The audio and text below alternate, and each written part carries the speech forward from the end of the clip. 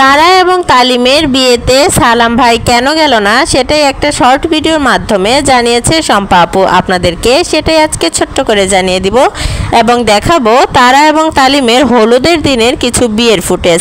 আপনারা ইতিমধ্যে তো অনেকেই তারা এবং তালিমের বিয়ের ভিডিওটা দেখেছেন, যারা যারা বিয়ের ভিডিওটা দেখেছেন তারা তো দেখেছেন, আর যারা এখনো পর্যন্ত দেখেননি তারা অবশ্যই আমার এই চ্যানেলটাকে ভিজিট করবেন। আমি আমার এই চ্যানেলে তারা এবং তালিমের সব বিয়ের ভিডিও আপলোড করে দিয়েছি। তবে আপনারা অনেকেই দেখতে চেয়েছিলেন তারা এবং তালিমের হলুদের ভিডিও, তো আপনাদের অনেক রিকোয়েস্টে আজকে তারা এবং তালিমের হলুদের ভিডিওটা নিয়ে এসেছি। মোটামুটি আপনাদেরকে কিছু ফুটেজ দেখাবো এবং কিছু তথ্য জানাবো। তারা এবং তালিমের হলুদের দিন সালাম ভাই না যাওয়ার মূল কারণ হচ্ছে, আপনারা সবাই ইতিমধ্যে জানেন যে সালাম ভাই এবং তারা এবং তালিম বর্তমানে যেখানে রয়েছে সেখানে দূরত্ব কিন্তু খুব বেশি একটা না। তবে তারা এবং তালিমের মানে তারার শ্বশুরবাড়ি তালিমের বাবার বাড়ির দূরত্ব আর সালাম ভাইয়ের বাসা থেকে তাদের বাবার বাড়ির দূরত্ব কিন্তু প্রায় অনেকটাই দূরে। তবে যেহেতু তারা এবং তালিম কিন্তু এমনিতে সালাম ভাইয়ের বাসার কাছাকাছিই থাকে, তো তারা এবং তালিমের বিয়েটা কিন্তু মূলত